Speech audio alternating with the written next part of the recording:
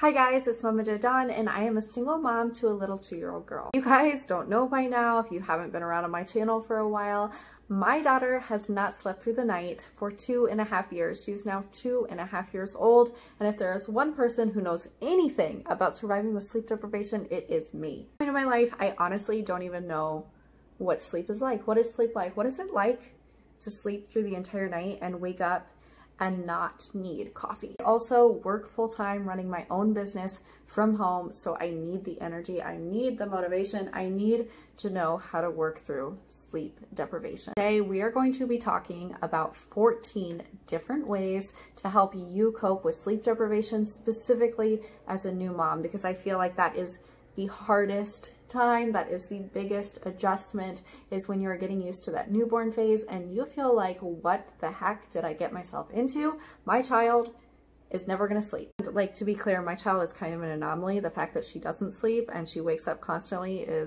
could be like medical problems, could just be, you know, like typical lifestyle thing. You know, maybe my gentle parenting co-sleeping thing didn't work out like I planned. Either way, it's fun. I'm here to rant about my kiddo. I am here to share tips to help you, the mother, deal with the craziness of not sleeping. It's actually a collab with Olesya Soyer, so feel free at the end of this video to go and check out her channel, because I am only doing 7 of the tips. She actually has 7 more tips for you guys, and she has some very good, straight to the point tips that you're gonna be like, duh, should have thought of that. But as a sleep deprived mom, you don't always think of those things. Hopefully I can help you guys out today. And if you're coming here from Olesya's channel, thank you so much for visiting my channel. If you're interested in seeing more single mom, frugal lifestyle, sometimes eco-friendly type videos, stick around. I'd love to have you. Without further ado, let's get talking about the tips for dealing with sleep deprivation. First tip is, when you wake up in the morning, either open the curtains if there's already natural sunlight, or turn on the lights. I am a huge sunlight person. Cloudy days get me down. I have to have all the lights in my house on, or I have a home every time that I rent, every time that I move.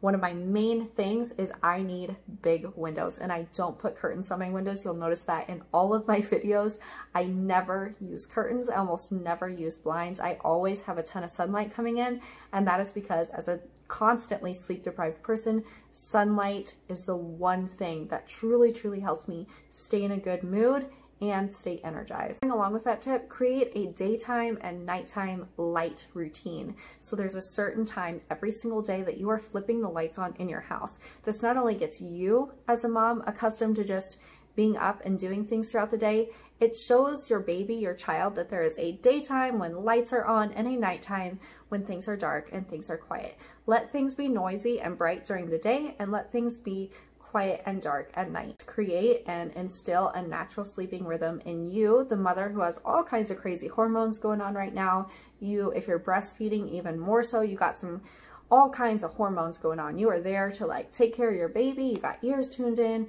You have weird kinds of natural energy, and keeping that natural cycle, that natural sleeping cycle, is super important for both you and your child. Have that daytime, nighttime routine, especially when it comes to daylight. Create either artificial daylight in your home by when you wake up, put all the lights on, and then do the same thing at nighttime. Make sure it's dark, make sure it's cozy. Next tip, and this is a tough pill to swallow because this is something that took me nearly a year to accept, and that is that don't expect life to go back to normal. It's not going to. This is your new normal. I'm not saying being sleep deprived is your new normal. I'm not saying not sleeping through the night is your new normal, but you have an entirely different schedule now. You have a little human that is going to need you for 18 years. This is your new life. This is your new normal. This is your new habit. Days you're going to have to prioritize sleep and your health and self-care and your baby over doing chores, over getting things done that you want to get done. Having Charlotte, I had really gotten into the rhythm of keeping my house super clean. Everything was really organized. Everything was so nice.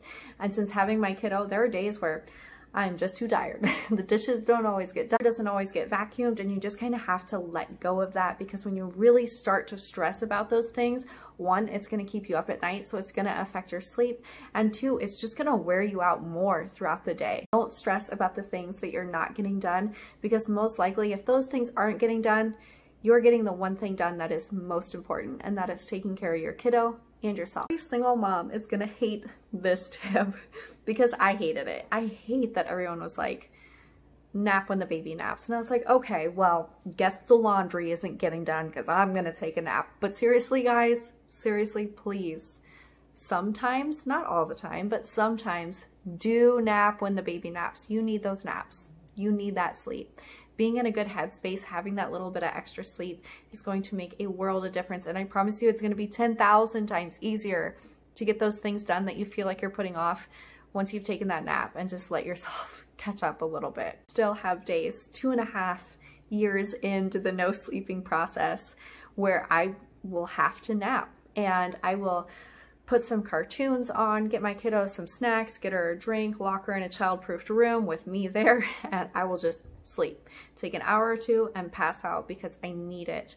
Every mom at some point in time needs it, and it is okay as a mom to take naps. Next thing is to set small, realistic goals for yourself. When you're creating a to-do list for the day, don't set out to get everything done, because you know, we all know, deep down, it's not all gonna get done. You're gonna have little hiccups. You're gonna have impulse little things that you're gonna have to deal with your kiddo. So set small, realistic goals for yourself. One is gonna help you feel more accomplished, more motivated, and if you complete that to-do list, then put more things on it. But if you have a never-ending to-do list and you feel like you're not accomplishing all the things that you set out to do during the day, it's gonna stress you out. It definitely stressed me out. So I've learned, I set 7 things for myself. I can only tell myself that I'm going to do 7 things throughout the day, and that's home cleaning, that's work stuff, and that's extracurricular activities for my kiddo.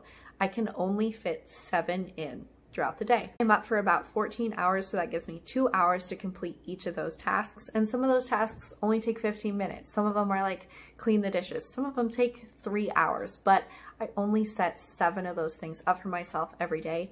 And that really helps me stay on task, feel accomplished, and feel like I truly am getting things done. Those small, realistic goals also helps me make sure that I am prioritizing things. I am getting things done that actually need to get done. Next step is, if you're feeling extremely fatigued, put on some upbeat music. Upbeat music really helps give me energy. I feel like it probably gives most people energy, right? So putting on like a song that just makes you feel really good, it's gonna make you want to get up and clean, it's gonna motivate you to do some active stuff. That is one way that I will get myself cleaning my house, is by putting on some upbeat music. Last is to understand the effects that sleep deprivation has on you. Sleep deprivation is going to affect every single person differently. For me, and for a lot of people, I get cranky, I get angry easier, I am more quick to act impulsively in anger when I'm tired. I am quicker to snap, to say things that I didn't mean. Also way weepier depending on the type of the month that it is. I will cry really easy. And when I'm sleep deprived, my anxiety, my stress, my worry skyrockets. And that does not help my anger, because I'm feeling all this stress and I'm internalizing it, and then I snap really quick. So know the effects that it has on you personally, and then come up with different ways that you can cope with them. First of all, knowing how it affects you helps immensely, because you're like, oh, okay, like I'm really angry right now, but I'm not actually angry, I'm sleep deprived. And it helps keep things in perspective, because then your emotions don't feel so out of your control. You're like, okay, I'm feeling this really intense way right now, but I know why I'm feeling it. It's because I'm sleep deprived. It lets you know when you just need to take a step back. Sometimes you just need to relax. You need to sit on your phone for a minute and zone out and just, you know, have some me time, or you need to take a nap, or you just need to like lounge on the couch and watch Netflix. All those things are totally fine, girl. Do it. Because taking that moment for yourself and getting over that hump of whatever weird, funky mood sleep deprivation has you in is going to make the rest of the day so much easier on you. Create those coping mechanisms for yourself as well. Figure out, okay, when I'm feeling really angry, what do I need to do? I have learned, and it's just like a dumb little thing. Everyone tells you to do it, you know, take a breath when you're mad. But when you are mad, like doing that, it truly does release tension, and it forces you to take a few seconds before you say anything, before you do something that you're gonna regret. Outside is another huge thing for me. If I'm having a really, really emotional bad day, I get outside, I take a hike, I take a walk. My daughter and I will go to a local park for a few minutes. Her out, so she's gonna sleep a little bit better, and it just, it freshens me up. Come up with those coping mechanisms, keep those in the back of your mind, and of course, recognize how sleep deprivation is affecting you, so you know that those moods are actually in your control. You're not so crazy like you may feel sometimes. You're just tired, and that's totally natural, and it's okay. and dealing with those emotions. Every mom goes through it.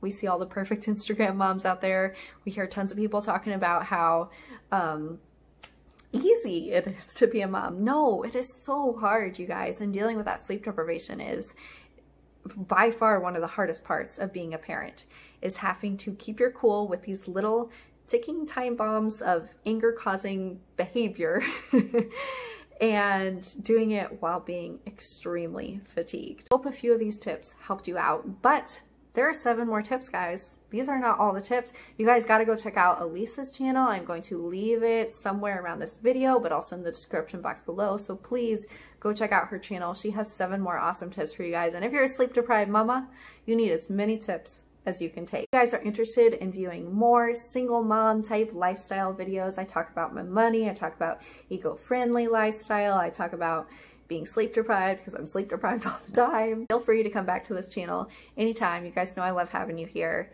And as always, thank you so much for watching. I'll see you in the next one.